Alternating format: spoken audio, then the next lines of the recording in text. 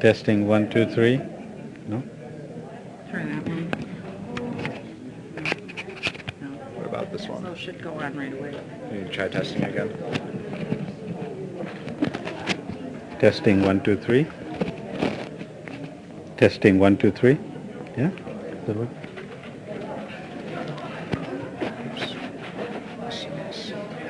All right. Testing 1, 2, 3. Yeah, you might have to speak up just a little bit. Testing 1, 2, 3. Yeah? Think me. If it doesn't work, I'll switch to that. Okay. Yeah. Can you guys hear him if he talks? Can you try talking? Testing 1, 2, 3. Yeah, can you hear me? I got it. Well, check for that. Yeah, it's on, but it's just a little quiet. Once it dims down, once it quiets down. And which is your clicker? Oh, I have one set up for you. If that's not loud enough, then Yeah, one of these should be. And I'll use this to should be introduce you. adequate. And I'll have this with me to do any questions. I'll run around with mine. So, I should be about 20 minutes, then we open it up for questions. Okay, Yeah. sure, whatever you want. Yeah. However, Yeah, let's see how it... we'll see where it goes.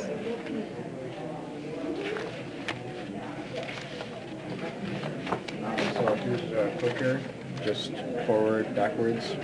Good. So, Thank you. yep. Just let me know if you have any other. Yeah, thank you. Thank you.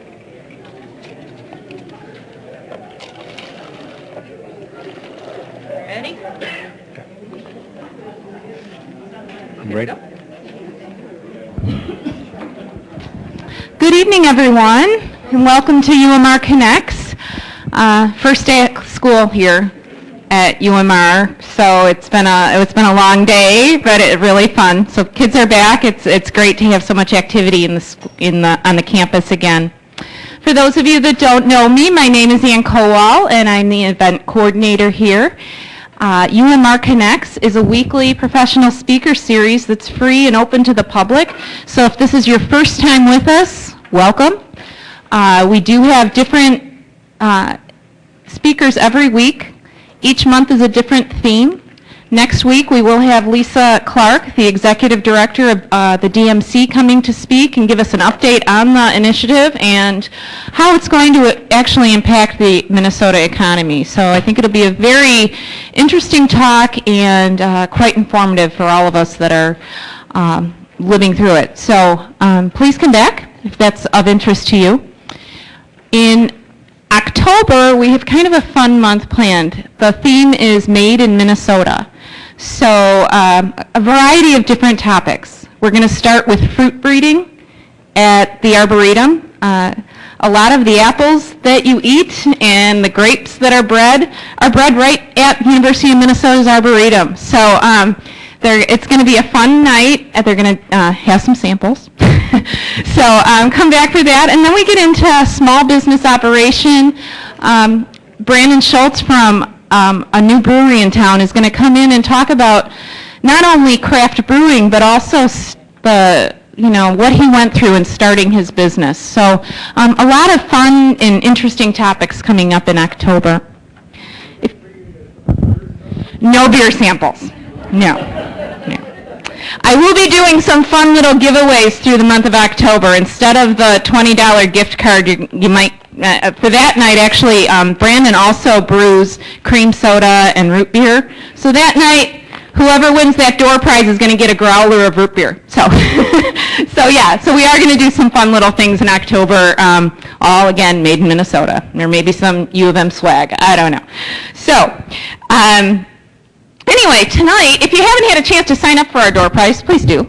And if you want to get put onto our mailing list, it's one email a month. I don't bog you down with email, but if you want to be part of our email distribution, just let me know and put your name on the door prize drawing. So tonight we have Dr. Bruce Corrie here. He is a professor of economics at Concordia University in St. Paul. Dr. Corrie is also the Associate Vice President of Economics at the university. He's a recognized expert on the economic contributions of immigrants and minorities, and his views and data have been featured in a wide range of national, local, and international media through awards such as the Twin Cities International Citizen Award and the Governor's Commission on Martin Luther King Jr. He has pioneered a model of using culture as an economic development strategy in immigrant and minority communities. So, please welcome Dr. Corrie.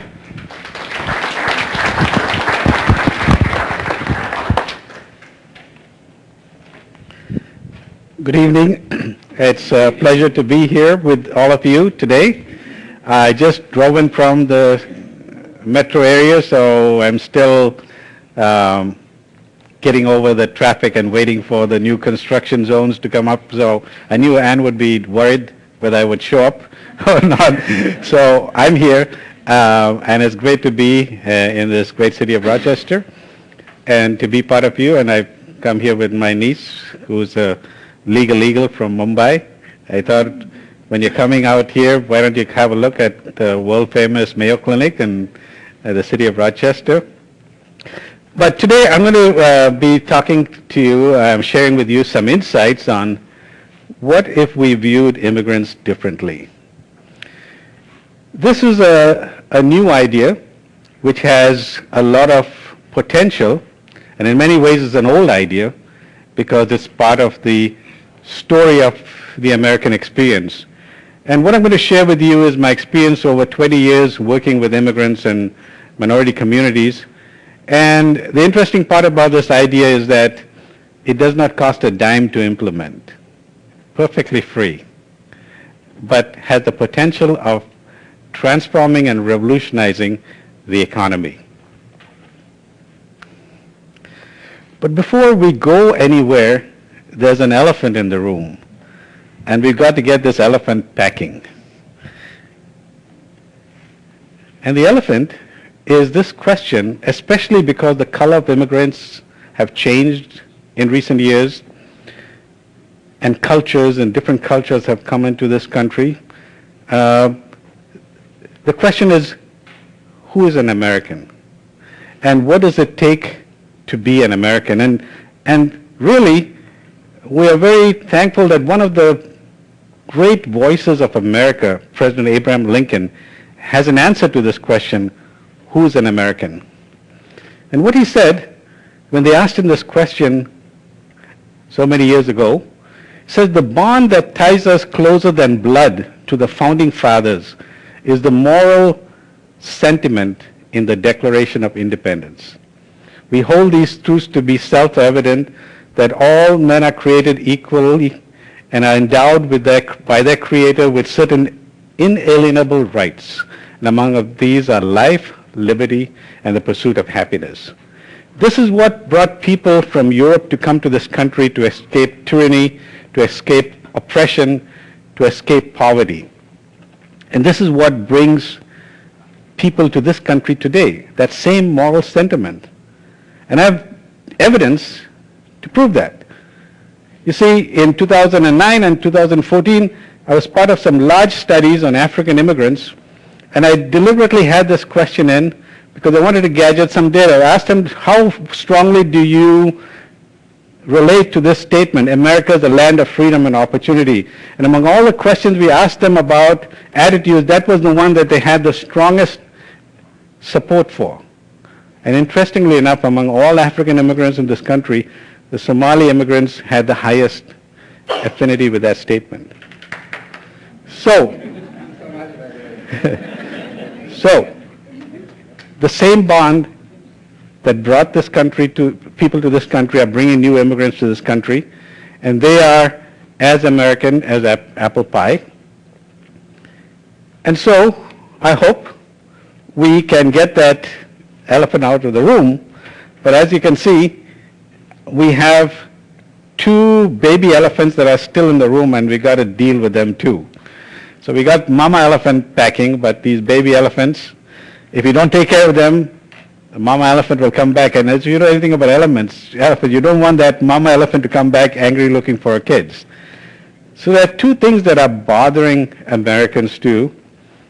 and these are things that happen before even we can start talking about immigration. One is cultural anxiety.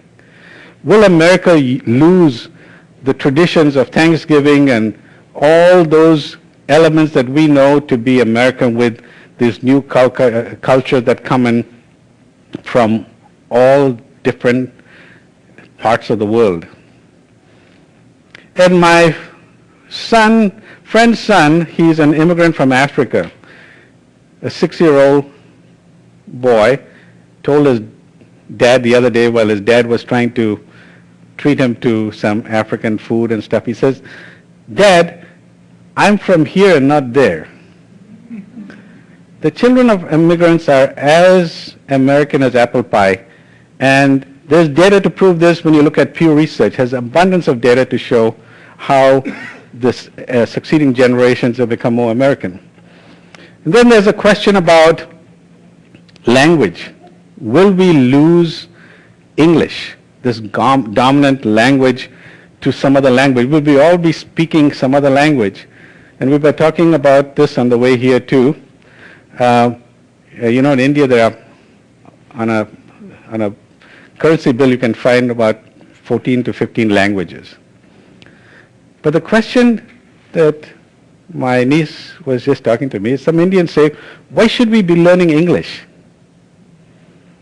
Why can't we have our own language?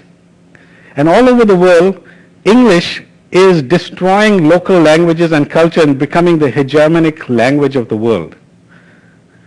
And again, there's some evidence to show that the difference between speaking English very well and not well, it's about $12,000 in wage premium. Tell me, who will not learn English? I was traveling to a rural part of Mexico a long time ago, and there in this bus stop, they were selling books about learning English. And believe me, if you learned English from those books, you'd be in trouble, because somebody who didn't know English was writing those books, pronouncing it in their own way. But it showed the level of interest in people in learning English. So, cultural anxiety. The data is not showing that it could be an issue. What about economic anxiety? Here is the anxiety, will foreigners take American jobs? Some time ago, I was going through New York, and I saw this homeless man in the street, and we were talking. I bought him a burger and McDonald's, and we were sitting and talking, and he said, "The problem with you foreigners is that you take our jobs." So I said, "You have a good point, but tell me, do you have a PhD in economics? And if you don't have it, if you had one, I wouldn't be here." And so the question would be, how do we address this issue about jobs? And fortunately, again for us, you're hearing a lot of debate, and I had a chance to wade into this debate because I produced a report for the Minnesota Chamber of Commerce on the economic contribution of immigrants. By the way, is this microphone working? Everybody can hear? Should I switch? Okay. So I went into the data to find out this question about what's the impact on the economy. And I even talked to the two foremost experts on this topic, one for and one against. I wanted to see what they were thinking about each other at that time, position, and what they thought about it.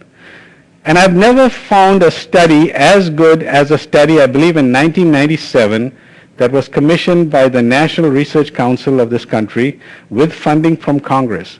So the ability to fund a huge study that was not only static, one period of time, but dynamic over many periods of time. And it was quite comprehensive, and I haven't seen a study like that before. And the conclusion, you can Google that study and you'll find it. The conclusion of the study is that in general, over the long term, there's a small net benefit of immigration to the economy, and this job loss is not as significant as people think it was. Now that's the best study that I've come across, and even that study did not have this framework that I'm going to show you about, because I asked those two experts some of these things that I look into it, can you measure it, can you look at it, and they were not there, and they're still not there this time. But that study addressed that question, and so cultural anxiety and economic anxiety. It's time to get them packing so that now we can talk about this concept about immigrants as assets. What if we view immigrants as assets? See, I came to this country, this Minnesota in 1997, and I have a PhD out from Notre Dame, and that's where I have my Irish accent from. And so I saw Minnesota was just like Garrison Keillor said it was. The men were strong, the woman was the opposite. The men were good looking, the women were strong, and the children were all above average. Perfectly, it was the same, just like he said it was.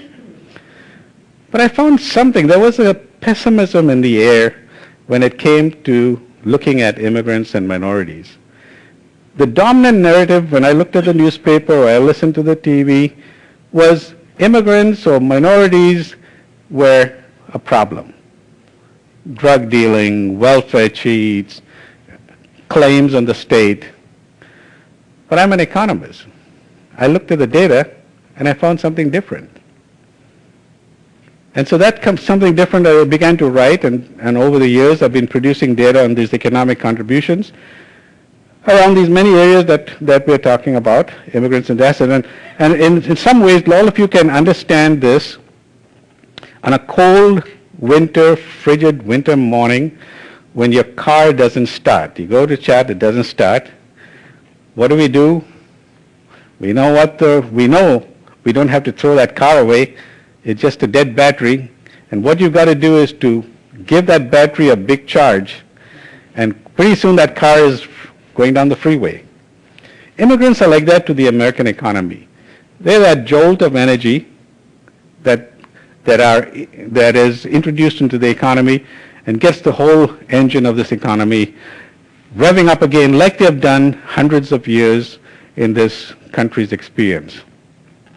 So the concept that I have immigrants as assets, and I even have an app for that when you can look at the various ways that immigrants contribute to the economy, and some of the ways that I document are consumers, as entrepreneurs, as workers, as cultural assets, their global trade networks, their taxpayers, civic engagement. And so how do we quantify all these impacts to get a sense as to their contributions to the economy? And so I'm going to share with you a few of these areas in detail, touch on some of the other areas, and then end with a tool for you to use, like a good professor, a tool that you could use to analyze this immigration debate. And then I'll focus a little bit about Rochester and some of the observations I had about Rochester. So, immigrants as consumers. If you look at the consumer power, that means if I take income times the population, I get that total income. I could take 25% off of taxes, and then the rest is the consuming economy, the consumption economy. Nationally, this is about $600 billion, which is almost the size of Argentina. That's that collective consumer power in the U.S. So what I have up here is a recent study I did on African immigrants in the metro area mainly, but then expanded to the state. And I found that what does this mean is that they spend in different areas from 139 million in grocery stores to 22 million in electronics to 79 million in home housing to 60 million in air traffic and in international travel. And in the city of Rochester, I estimate the buying power of foreign-born immigrants to be 436 million. So again, what does this 436 million mean? Well, all of us go to the big store like Target or Best Buy, and we see those cash registers, right? Now, if we say that for each cash register in the store yields $1 million in revenue for that store. So for the city of Rochester, 436 million of these 436 of these cash registers could be attributed to the spending of immigrants. Now, what if those 436 cash registers suddenly went silent? People decided not to buy here. They go and buy it, say, in St. Paul. You know, there'll be a lot of people running to the Mayo Clinic because they'll have all kinds of ailments they're going to have to deal with because of the shock that's going to hit Rochester. So we tend to think about these numbers as small, but they are significant. And if I were to give the example of Target in Canada, costly mistake of not knowing the culture. But just imagine, for that loss, they were calling, the governor was involved in that conversation. So we have to see that impact of as consumers, which is fairly significant. And then we looked at the entrepreneur. There's a very strong entrepreneurial energy, and I saw it a lot in the study on African immigrants. I see it in the study of people of Mexican origin. I see it in all cultures. Very strong entrepreneurial energy, and we can see it very visibly in these Main Street USA. And there's a study by Fiscal Policy Institute that shows about 50 of these cities where the Main Street has been transformed by immigrants, where they take up boarded buildings and with their own equity, they start reviving those areas. And pardon? Minneapolis. Yeah, it is. So the banker by Concordia University was telling the president, if the immigrants on University Avenue, which is by the Capitol, were not there, it'll be looking just like a Detroit, beaten up Detroit, because you'd have boarded up buildings. And I sent some students to go and count the number of businesses in a 6-block stretch by the Capitol, because I found a research in the journals about the number of businesses on that 6 blocks, so I could compare and say what would happen in 2005 and what in 2015. And I found that, the students found that from one business there were about 69 businesses on that corridor. And in that area now we are celebrating a concept called even Little Mekong, kind of a cultural destination point. So Asian-owned businesses, how they transform that segment. In Lake Street in Minneapolis, you'll find Latino-owned businesses transforming the avenue. And so they are bringing entrepreneurial energy.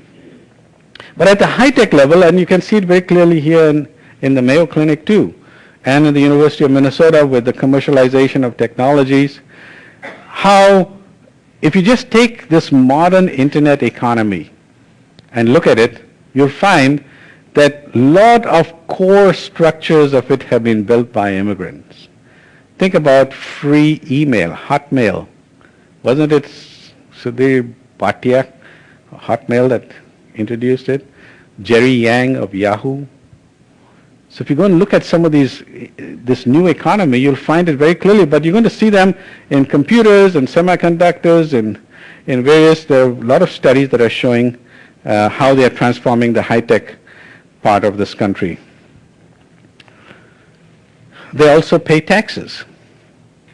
If the way I estimate taxes at the state and local level, the Minnesota brings out the tax incidence study. If you Google tax incidence study, it'll show on average what does a typical Minnesota pay in taxes, and the number is 11.5% of our income is paid in state and local taxes. So I use that number to generate estimates of state and local taxes. And then nationally, let's say they spend another 10% on national taxes, 25% of their income goes on federal, state, and local taxes.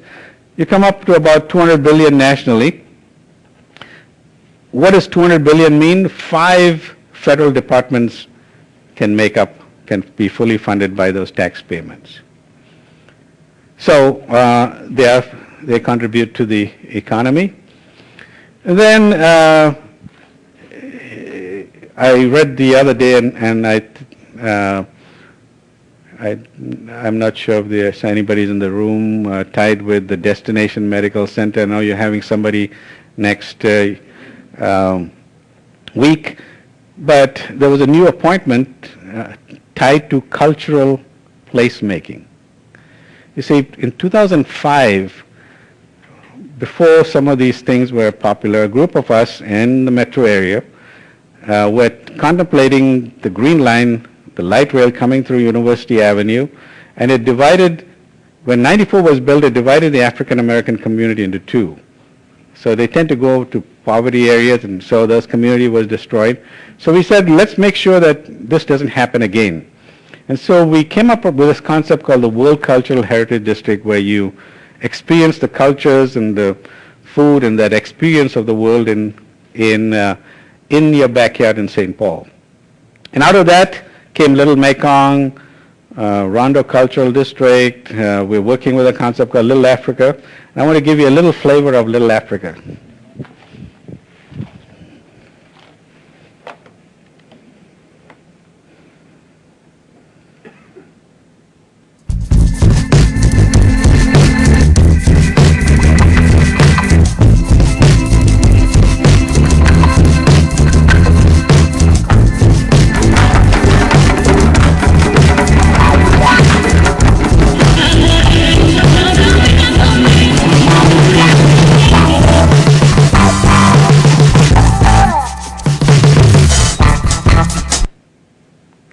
That gives you a little flavor of what we created in the heart of Minnesota, in St. Paul, in the neighborhood. We had this Little Africa Festival where we had people from 15 cities and 32 zip codes that came to experience this culture. So culture can be an economic development tool in low-income neighborhoods and others too, because you're giving people an experience about coming to a place. And Lisa Tabor has been around here in Rochester, I think, engaging with Mayor Brady here about the concept of an intercultural city. And that's a very fascinating concept. But it's all tied to this concept of how could culture be an asset? And immigrants bring so much of culture and traditions into local. And it'll hit home here if you think about Rochester. You have some of the best in the world in the healthcare industry. If someone looks like me and comes from where I came from, I would like a little spice in my food. You know, I want the new Minnesota hot dish, curry and rice, right? Right? Now, if I knew it was available, I'd be more likely to stay on. And the Minnesota Chamber of Commerce vice president was talking about when the Indian company invested in the Iron Range, you know, almost $2 billion of investment in the Iron Range. They took people from the metro area to provide some of those cultural hospitality to offer them when they were talking about moving here. But one country, what happens if a traveler comes in here and you know the city has heads of state, they have all kinds of people coming here. If they would feel welcome, if they would have a place to be feel safe. In the same way, people who grew up here find an opportunity to experience something new. And it could be a very, very win-win game for everybody using that. And so that's something that we've been exploring too. So coming to this framework of immigrant capital and immigrants as assets, you can see it's an effective way of looking at the multi-dimensional ways in which immigrants contribute to the economy. And very often in the debate, you will just hear one tiny portion of this conversation, and people will lead you to believe that that's the truth. Whether immigrants are taking away jobs, they're talking about maybe a very 4% sector of the economy of very low-skilled people, where the real issue is why are Americans with such low skills competing with immigrants or some people who are coming here to be the cab drivers or to be that the occupations that are tough. Why haven't we invested in them to bring their skills up? So, as a good professor, as I said, I'm going to give you a tool to help analyze an argument when someone makes a case. And this happened to me. Again, I heard about how bad people of Mexican origin were to Minnesota, especially the undocumented worker, and there was all these stories about it. So I happened to come across a database, and this database had the number of firms that were sanctioned by the then INS, so people who employed workers without permits, there was a record. So I looked at that database, and I said, let me see if I can pull out all Minnesota firms and see where they're located. And I found over 1,000 Minnesota firms use these workers all across Minnesota, including state agencies. So if people demanded these workers, why are we still treating them like dirt? And I just came out with a new report on the economic contribution of Minnesota of Mexican origin. And here's the historical facts. I'm not making it up. It's a book from the Minnesota Historical Society. We brought these workers here for our manufacturing sectors, food processing and railroads. We did not treat them well when they were here.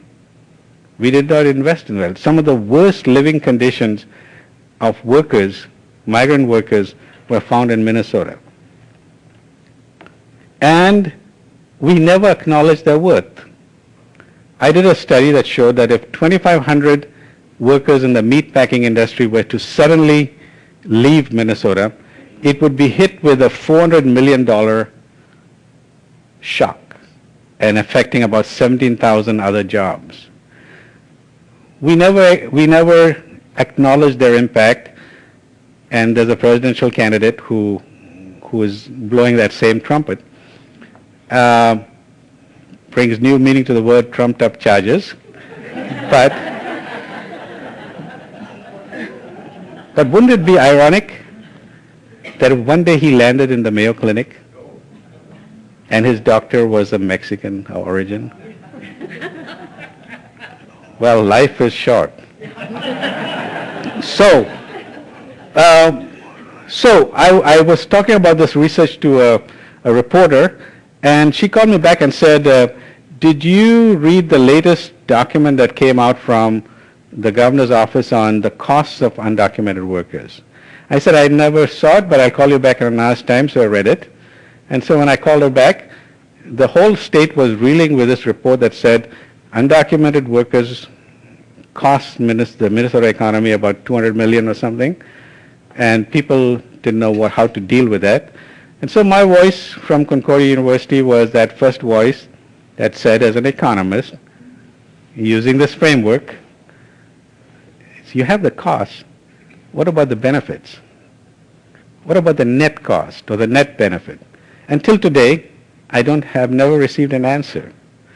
And I did a report after that documented all of this contributions by the documented and the undocumented, by the citizens and by everybody of Mexican origin. And the William Mitchell Law School published a smaller version of it, and in order to be published by them, they went through every footnote, you're a legal eagle, you know what it is. Every footnote, every piece of data they looked at and verified it.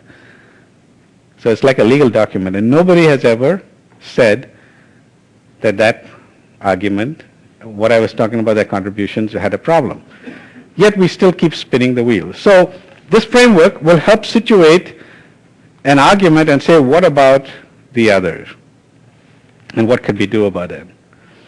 Let's look a little bit about Rochester and why looking at immigrants as asset makes sense. First, all across Minnesota, we are experiencing what is called a demographic squeeze, meaning we have the number of workers with earnings declining, and the number of people depending upon these workers, such as the older Americans as well as the newborns, that are depending upon this worker. Then you can see there's a gap there between the two numbers. I call it the demographic squeeze. His name is out here, Phil Wheeler, with an economic development agency here, estimate that gap is 21,000 people, workers. Where's Rochester going to get those workers from? They need those workers in the metro area. They need the workers in rural Minnesota. Where are they going to get? Again, the same report shows that minority and immigrant communities have higher birth rates, and that's going to be the pool of workers that Rochester is going to have to depend upon. And so that's the context in which why every city, especially Rochester, should keep this in mind. Let's talk a little bit about the Rochester economy. I see Rochester becoming this global epicenter, maybe shifting out from the metro area, this idea about global. And I can see it developing, and you can all see it around healthcare, that whole healthcare industry, but it could diversify into other industries. But look at the number of foreign-born in Rochester. It's higher percentage of people foreign-born here than in the state of Minnesota. And I believe 81 languages are spoken in the school, with the three dominant ones being Somali, Spanish, and Cambodian. And what we find when we look at this environment of tied to the healthcare industry is that the nature of this world, whether it's the future of telemedicine or traditional healthcare, technologically based, could be a source of drawing people as it continues to draw people from all over the world to come here to Rochester. But there are two trends to keep in mind. One, and this is why Rochester should be in the heart of the immigration debate too. The high school workers is in that foreign-born, 25 plus with postgraduate degrees. There's a higher percentage of foreign-born people with those degrees than natives. So at one level you have that high-skilled people that Rochester needs. On the other level, if you look at the people with less than high school education and the lower technology-based skills, you find, again, the foreign-born is higher than the local. And this is very much the case nationally. Immigrants tend to fill a niche where the local population tends to be in the middle. And so for the city to start thinking about strategies at both levels, at the high skill level and at the level of people in the less than high school level. And Hector Garcia from the Minnesota Council on Latino Affairs, and Rebecca is here from Minnesota Council of Latino Affairs, sent me this report by University of Minnesota Rochester Healthcare Industry, with the chancellor used a very interesting term about the extinction of exclusion. And a very strong word of extinction, right? So setting a mindset, that's the mindset. Tied to that is what Lisa Tabor is talking about, creating an intercultural city, where you have an infrastructure of a city where it's very easy for people from different cultures to move around, engage, and be an attractive place. And the other point to note is that you need to invest in those assets, those economic assets that I talk about. And there are people who are, for historical reasons and for whatever reasons, are still not fully utilizing or their potential. And we talk about things like the achievement gap, and we talk about lower skills. In order for Minnesota to close that demographic gap, every worker who is in this state has to be well educated, highly skilled. We have to move from that distinction about, which I can't really understand. Today's paper, if you saw, may not have seen the Pioneer Press edition here, but in the city of St. Paul, you know, the average ACT scores is 17 or 18. Now, I'm a college prof. If someone like that, 18 in my class, they're not ready for college. They have to take remedial courses. The capital city is producing people who are not college ready. Are they employable? Are they ready for industry?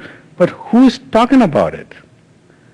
We're taking it for granted, and when they talk about it, they'll say 5 years from now, 10 years from now. But today that kid is graduating from high school. What do we do today? And we can do all over the world. There's some fascinating things that people are doing to improve education outcome. So we need to invest in those economic assets in order for them to be more productive. We need to, do you know that entrepreneurship among minorities, the latest data has come up, the number of firms throughout Minnesota during the period 2007 and 2012 actually declined by 2%. Number of firms owned by minorities, immigrants, increased by more than 60%. Vibrant entrepreneurial energy. How do we take them from the mom and pop store to these successful companies? How do we invest in taking our kids from very poor knowledge of STEM to world-class STEM? That's the challenge we have, and it's not an us versus them situation anymore, it's a we situation. So Rochester, I'm glad you invited me to come and talk to you because you have a great city, a global Rochester area. You could be the leader in Minnesota on how to get things right, and I'm so happy to hear that if Mayor Brady moves on with that effort of an intercultural city, it'll be the first city in the nation to have that environment like some European cities. And so that's basically what I have to say, and I keep it open for any questions or what you might have a discussion on whatever direction you might want to take this.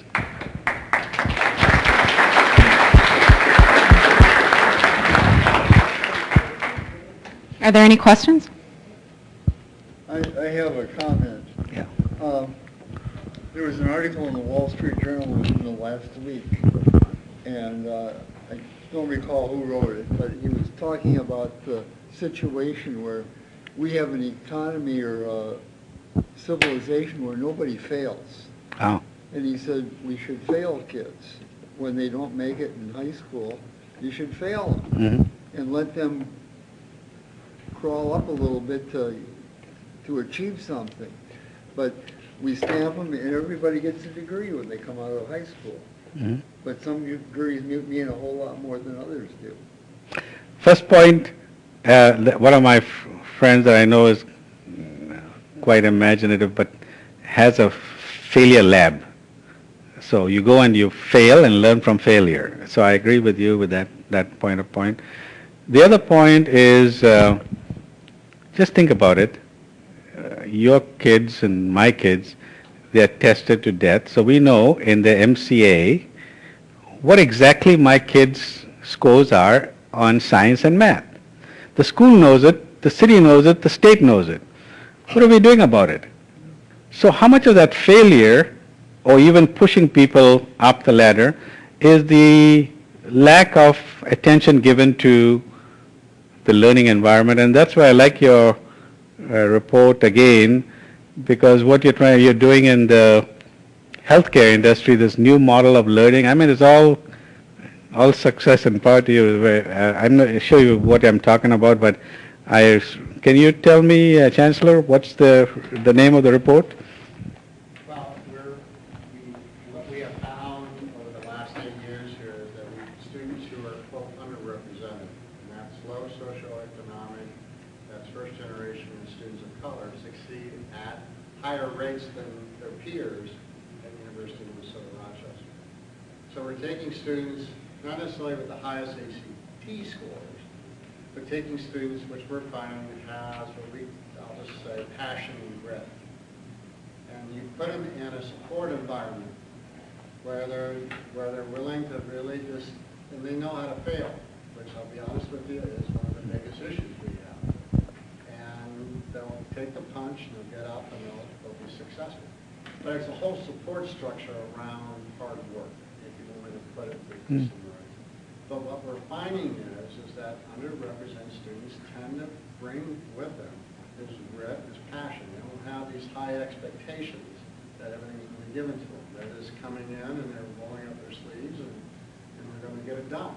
So there's a living learning community. There's just there's a lot of support structure. We have student success coaches that actually go with the students all 4 years and are giving them not only academic advice and life coaching and so on. So with that kind of support structure, students do succeed. And So that's what we're trying Thank to do. We're trying to attract more. And for us, we're recruiting underrepresented students because they're the students who are successful here. Mm. Not because we got to solve some problem. I'm just being selfish about this. This is the students who's going to increase our graduation rate. Mm. So that's why we need to be bringing students from what we call underrepresented students here. Thank you. As I said, Hector Garcia shared with me that report, and I found it, all those elements that I read seemed to be an ideal set of how you would change that learning environment, the way, and we went through a whole legislative session where they talked about the achievement gap. I didn't see any of that stuff, our legislators talking about changing that learning environment and moving. And I know you're doing something else, right? What is the other concept of the achievement zone, or? Well, what we're trying to do, and we have mentioned about this with many of the leaders, including the Rochester Public Schools, is that we would like to create an early childhood education pilot project model after the Northside Achievement Zone in North Minneapolis with the wraparound services, because we know that early childhood is the answer to many of the ailments that our students have or communities of color have throughout the life. And so it's starting from prenatal all the way to career and into employment. I'm worse than I was today, so sorry. But anyway, so model prenatal to career and into employment, and work at the early childhood level, give a lot more support to not only the children but the families. It's a whole wraparound services that is it has been very successful in North Minneapolis and called the Northside Achievement Zone. We want to bring that to Rochester. Basically, it takes the village, the whole village, to educate the child. And Rebecca, when I was talking to her, is another example of how we might not see an opportunity. So while we were talking about trade, she was sharing about, and Clark too, about the trade network that Mexico is thinking about, northern Mexico, right? Right. Is the Northern Mexico Economic Corridor, which accounts for 22.5% of the Mexican GDP, and is ready for business. So what Minnesota Council on Latino Affairs did, supported by the Commissioner of Agriculture and other leaders like Mayor Brady. So I went down there to this group to talk about what Minnesota has to offer. And so they were very interested. I brought videos of Rochester, videos of Minnesota to embrace winter. We're not just, we are known for winter, so, but to embrace winter and to the fact that now Mexico is the second partner in Minnesota bought products. So Mexico is the number two trade partner after Canada, and we were third place, but moved China back to third place. Hmm. That's why the governor went to Mexico. I would go. When I see in the last 5 years, the growth in trade was 247%, $2.3 billion worth of exports to Mexico, benefiting Minnesota companies, Minnesota people. I have a couple of comments. One is the dairy industry in Minnesota and in western Wisconsin uses a lot of Mexican immigrants and would be really hurting without them, because unfortunately dairy is a 7-day a week, 365-day a year job, and most Native Americans, most Caucasian Americans just don't want that kind of a job. The other comment I had was I was just earlier this evening reading an article in the Washington Post on why some European nations are welcoming the refugees and some are not, and a lot of it has to do with their demographics. Germany, for example, is welcoming them, but they have a need for employment, and right now it's like three workers supporting every retiree, and the way the demographics are going, it won't be long till it'll be 2. And I think we in the United States have to look at that kind of thing too with our aging population as the baby boomers are retiring. Who's going to fill all those spots? Yes, also in terms of a perspective, the Europeans have the luxury of thinking about that, but you look at a lot of other countries of the world that share borders with other countries where millions are just moving, and like even if you think about Thailand, the refugee camps there and others, where there's no luxury of thinking about what impact, they just have these floods of people and they have to then learn what to do about it. And my name is Omar Gedi. I'm from Somalia. Actually, I'm popular for Rochester area. And I went to a college, RCTC. I'm belong to the University of Minnesota. I have a comment and a question. My comment is I want to agree with the Chancellor that the people from immigrants, especially Somalis in Rochester area, they are very proud of their, especially Minnesota, especially the city. But there is an issue. I like to recommend the scholarships. I try to find many scholarships, more than 15. I never see any scholarship, dedicated to people of those type. They speak 6 languages. He has a friend of mine, he has 45 college credits. He wants to join University of Minnesota. No, he can't afford. He has 2 jobs. He has to pay a student loan. I'm thinking, is there any scholarships, people of that type who want to serve their country, their city, scholarships they can attend like an institution of University of Minnesota? That's common. I represent the community. I know many students, including me. I want to finish my bachelor. I have already 50 credits. But the scholarships out there, they have different, I saw some of them committed to different ethnic groups. I never see people who have more than 45 credits, college credits. I want to finish their associate, who are talented and linguists who volunteer the community. Either American University, what do you propose, Professor? Yeah, I mean, that's a big thing about higher ed and the cost of education, which is a lot, and I think it's a bad model. Concordia University did something kind of revolutionary in some ways. The common model of education is you charge a high sticker price. Why? Because the student says a low price is not worth, not value. So you charge a very high price and then you give it back to them in aid. So what happened was, because students were having more and more need, university had to find more and more money to give back to the students because they couldn't afford to pay it, right?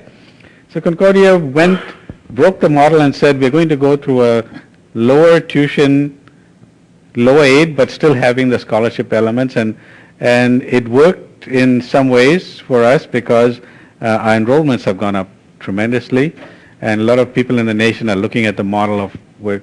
But the bottom line is you have a chance to do something. The presidential elections are coming, and people are going to talk about education. And there are people already talking about different models of what you do about the cost of education. And maybe that's where, like many parts of the world, higher ed is quite subsidized. Chancellor, you have to say? He's exactly right. That's one of the big challenges in terms of particularly underrepresented students is financial aid. And part of the reason that's such a big challenge is often those scholarships are given only to, quote, high-ability students. And often students from underrepresented populations aren't in those high schools that are going to give you the kind of experience where you're going to get a high ACT score. So you can see the system sort of propagates against, at least I believe, against providing that kind of financial aid to underrepresented students. We're going to try something new this year. We're going to taking all the scholarships that we have and we're putting them into 3 categories. And we're going to have a competition in mid-February. So if you're around, but we're going to have a competition for passion in healthcare. And so students are going to be invited. There's going to be a group of students invited who would be admitted to UMR, and they're going to admit it in terms of just to make sure that they have the qualifications they would be able to succeed here. But they're going to have to demonstrate to us in some way the passion they have to do something in healthcare. Second, the difference makers. So we're going to have a scholarship competition That's about community engagement and difference makers. Why? Because that's an attribute that we find in students who are successful here. And then the third, it would be what we call the Health Core Pipeline Initiative, which is scholarship for students, underrepresented students, who are committed to having a health-related career. So we're going to try something different and new in terms of seeing, again, it's driven by data because these are the kinds of students we know are successful at UMR. And just to let me remind all of you that don't know UMR, just to make this case, they're required to take organic chemistry their first semester. All right, so this is a very rigorous curriculum. This isn't just something that anybody can get through. All right, so it's a very rigorous curriculum. We'll see how it works, but I'm sensitive to, and I'm also out raising money for the Health Core Pipeline Initiative. So if you know of any organizations that really care about dealing with healthcare disparities, because they know the only way that you're going to address healthcare disparities is diversify the healthcare workforce, and that's going to be one of our biggest challenges as we move forward. Have them contact me because I got a great investment opportunity for them. Sounds good. I'm sorry, you're setting me up with all kinds of good questions tonight. Just a point of clarification. You use the word immigrants, and that does that include refugees, undocumented, Okay. children born here? What is all It's included? For Residents? instance, where the census says foreign born, it includes everybody, but then it can break it down between people who are citizens and people who are not, right? But we do not have enough information about the undocumented because there's no way to track that particular category, but you could say citizens and non-citizens. So yeah. all these estimates are on the aggregate. In the study that I did on people of Mexican origin in 2009, I broke it down by both groups to see what were the different impacts.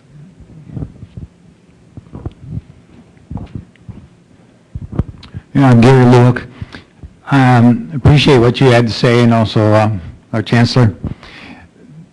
The concern or the question I have, it says time to grow these assets, and these people are being seen as an asset. Yeah. So my question is that how do you reconcile that with what education was thought to be the important basis for democracy, particularly by Jefferson and others? And said that for us to have a meaningful democracy, we have to have education, so persons may be educated for that purpose. The monetary aspect came as a secondary, but it sounds like this is what I'm hearing you say is that that's more important.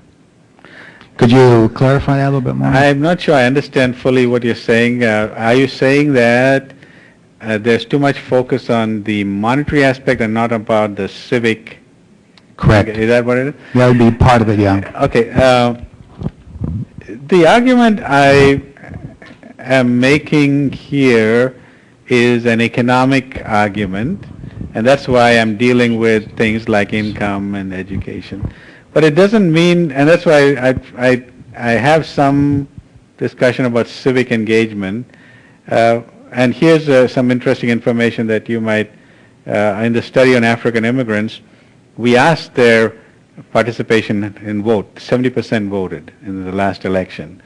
And what was very interesting was, among that small subgroup of people who used public transportation to go to work, they had 80% of them said they voted in the last election.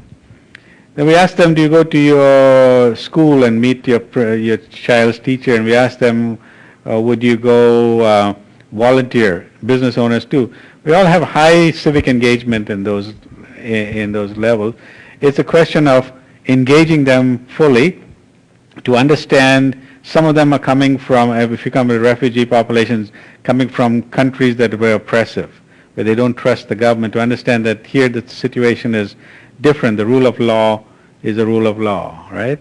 So those kind of process, and once people are engaged, and you're seeing it in the numbers, and here's an example that really floored me when I looked in St. Paul. There's Ward 1, which is heavily immigrant, and they had the DFL caucus. And people didn't realize there were two candidates, one Somali and one from the Oromo community running for office. And all of a sudden, on that day, it was packed, and they didn't know how to deal with the crowds, how to open the door. So, and how do you deal with all the rules? So I thought it was so interesting, I went to see the actual caucus when they were doing their voting, and I saw this room packed with female, African immigrant females, dressed in traditional garbs, that you would see them and you would typically look at them and say, hey, they are isolated, they're traditional, or they're something. They sat down there from 12 o'clock till 11 o'clock at night, each time getting up and voting for their candidate. That's that democracy. I think that fact that they came out, they saw that was important, and they're voting. And we see that replicated. People say that immigrant minorities don't vote. So the last election, with a group of organizations, we did an online exit poll. Asked people a question online, did you vote? How did you vote? And what were your top priorities? And we found with a sample of people that we got about 300 people from many cities and towns, very high voter participation rates, very active in fundraising and in volunteering. So you'll find that is happening, but maybe it's not so visible, and it'll only grow as people realize the power of getting into the system. With that, I noticed that most of the immigrants that come here, they adjust. However, there are people from Hispanic countries, and somehow they want to keep most of them learn English, but I mean, they want to, whereas you came from India and you speak good English, and my parents came from Greece, and so, I mean, the sign should be in English, and of course we should help these immigrants. I mean, I try to help them, and there are problems like pronunciations and everything. Even in this country, I might have trouble understanding somebody from the south or the far west, or so we have to deal with those things. Also, I remember college tuition is much higher than it was back in the 40s and 50s when I went to. I didn't go too much to college, but tuition was much lower, even with the standard of living. So what's caused all this increase in tuition? That could be a barrier too. yeah, I mean, but going back to your first question about language and assimilation, and again, I think there are natural forces pushing people towards towards learning English or being part of that language. That kind of my son, neither my wife nor I speak French, but he went into a French immersion school, and when he went to France, people said you're speaking just like the French. Now, having in his mind speaking French in school and coming back and home and speaking English were two different worlds, but it was not incompatible. So the fact that people might be bilingual might not be an issue because they might be still integrated with two cultures. And it's more of the adults than for the children. The children tend to be more unicultural. We have a big camp in the summer at Concordia where Hmong students come to learn about Hmong culture, because they're not learning enough of it. Oh. I'd like to follow up a little bit on the language issue, and I'll be quite honest with you, I'm not very comfortable with where I seem to be going personally. Mm-hmm. But my understanding is that for the Pew research of Hispanics indicated that approximately 40% of adult Hispanics in the United States do not speak English. And I guess that concerns me because I think that creates a situation where they are limited or potentially are more limited in their ability to be part of the economic opportunity. So, and yet we do things here that seem to promote their not learning English, and I guess that concerns me. And is that a legitimate concern, or is it just a, I mean, or is it just one of those cultural anxieties? Yeah. See, there are two ways to respond to that question, and one is why is America different from the rest of the world? I was just talking to my niece on the way here. Now, let's say you went to a small town in India and you said, I want things in English because I can't understand it, and I want to build a church here in the corner, and it is a very conservative town, but the females and males in your group are out sunbathing in what the locals will call their underwear, but you would call your swimming clothes, and you would want them to accept it, right? And it's likely, possibly, they may not do all what you want to do. But the greatness of this country is that we have been open. We're open to the fact that says, you do not speak this language, and I don't know why we should fund this language, but this is America as a land of opportunity, and we're continue to keep an open mind. That's our greatness. And that's the secret of our success, of innovation and creativity, of being that openness. Now, coming back to the facts, I happened to look at the statistics of people of Mexican origin from 2007 and 2012, when this latest report I released about 2 weeks ago, and I found the proportion of people speaking English actually went up. Right? So you're right, I've come from a country originally where you cross the state, it's a different language, a different culture. There's a big transaction cost, like the Europeans are finding, to have multiple languages. So one of our assets was to have a single language and easy to communicate, good for transactional reasons too. So we need to get that 40% lower, and I think people will willingly bring one of the most popular ads in the Latino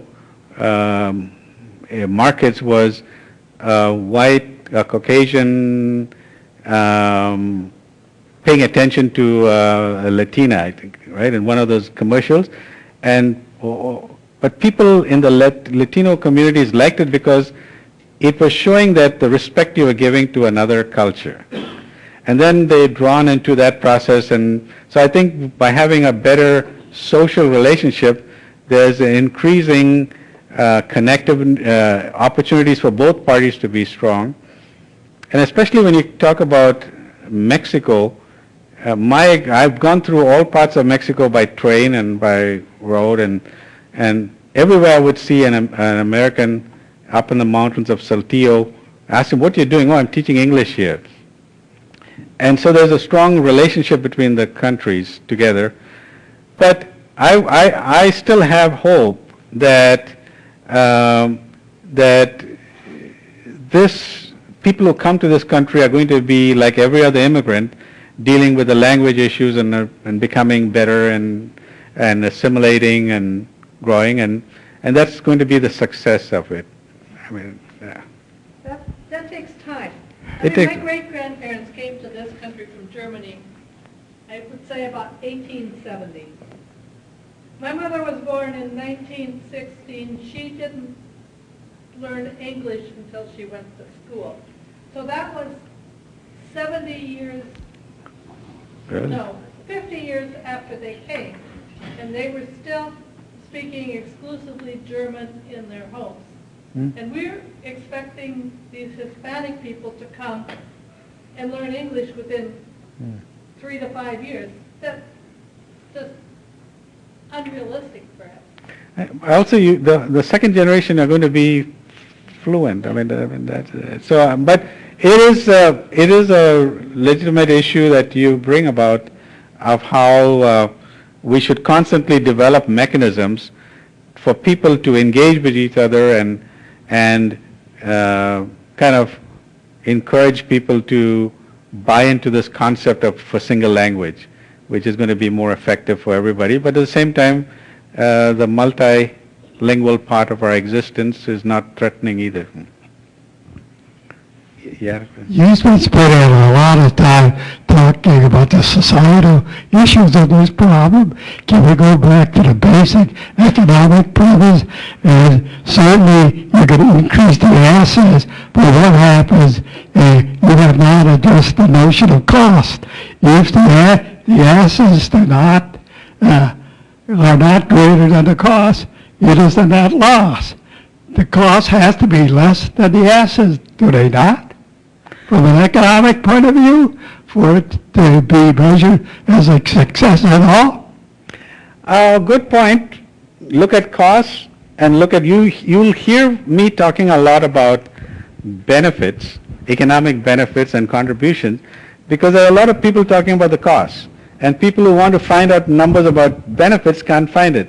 But again, I go back to that 1997 study that looked at the costs and benefits this year and a couple of generations ahead, and their conclusion was, in general, there's a net benefit of immigration. So, and as I said, that study even didn't look at all these other dimensions of what immigrants add to this country. If you just even look among communities, just take the Asian Indian community, I believe 1 out of every 10 Americans has seen or has been seen by a doctor of Indian origin. What if those doctors were suddenly to disappear? How would you quantify the benefits? A lot of people keep beating upon the Mexicans and the undocumented workers as the cost. They don't talk about Asian Indians. Because when they talk about Asian Indians, they're going to lose that argument because there's 2% poverty rates, they're high-tech entrepreneurs, they are taxpayers paying more taxes than they get in benefits. So you have to look at the total pool between the people who come with high skill, the people who come with lesser skills, the people who come as refugees. And when you add all of them together, the common sense conclusion that you and I can reach is on the net benefit, there's a small but positive benefit. So the study didn't say there was a huge benefit. There's a small and positive net benefit of immigrants. Now it's true that if people go to a depressed area, say like Detroit, vast numbers of people go there, it's going to get that economy even worse if there's no wealth production.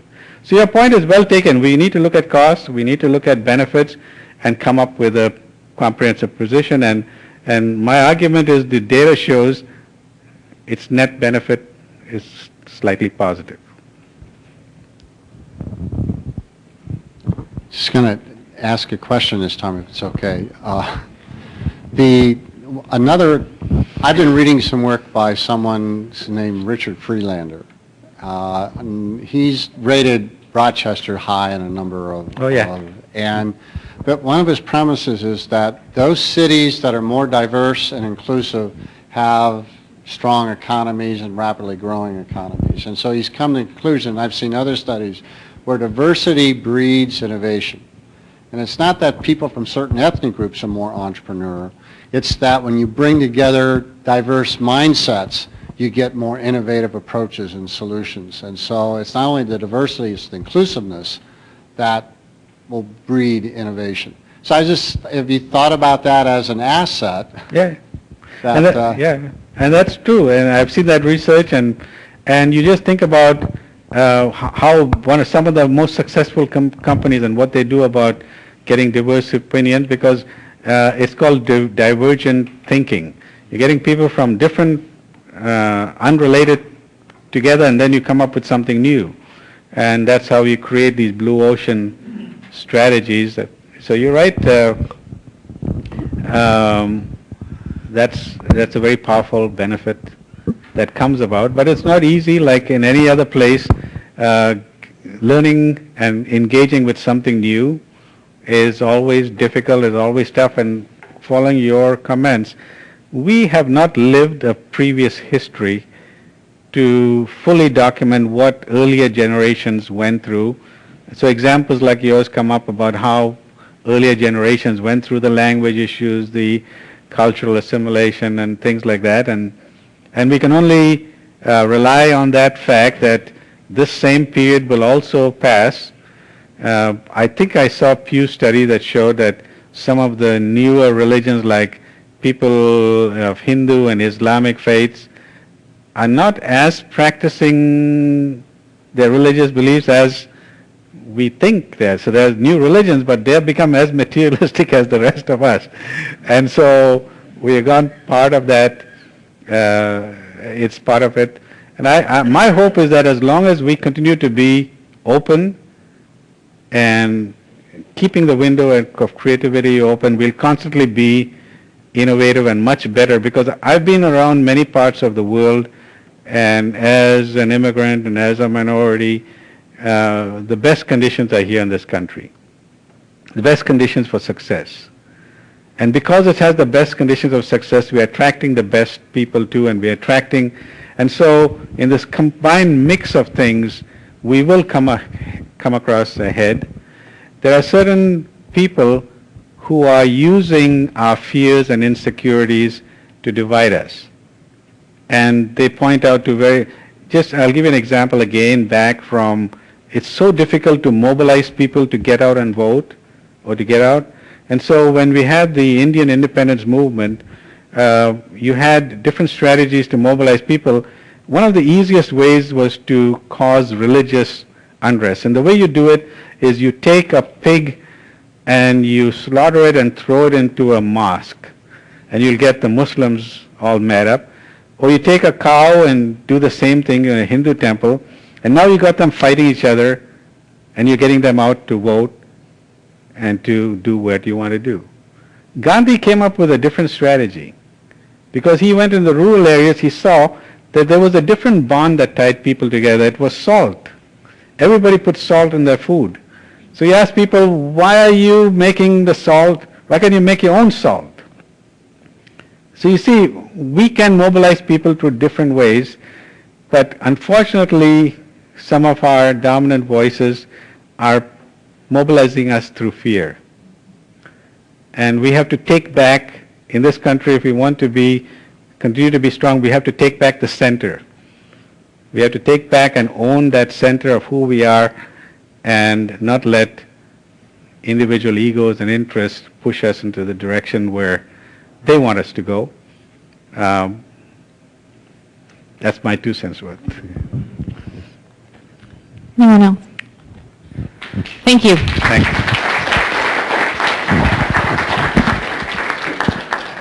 Okay. Well, lots of questions tonight, guys. Dr. Corrie, can you pull our door prize winner?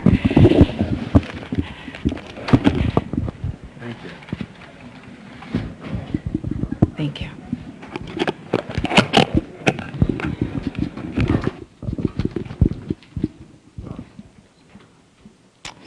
Oh gosh, help me with the last name. Jim. Thank you. That's it. I was going to say Deutschner, and I knew that wasn't going to be right.